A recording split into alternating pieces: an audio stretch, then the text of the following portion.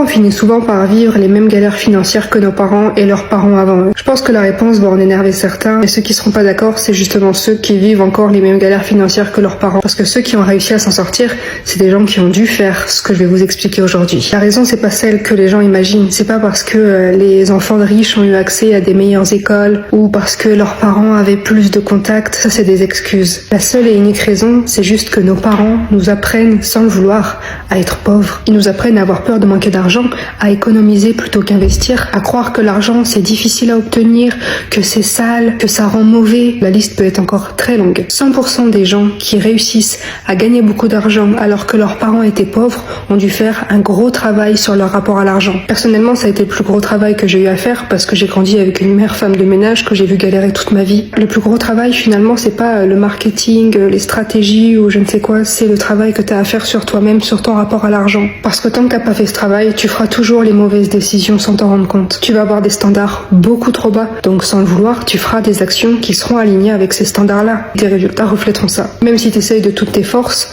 tu feras jamais les actions qui te permettront vraiment de gagner plus. Ça s'appelle de l'auto-sabotage inconscient. C'est vouloir quelque chose, mais faire tout le contraire de ce qu'on est censé faire pour réellement l'obtenir, parce qu'on est programmé pour ça depuis tout petit. Si tu veux changer de vie, n'oublie pas que ton mindset, c'est 50% du travail, et c'est les 50% les plus importants, parce que c'est ça qui déterminera ta réussite.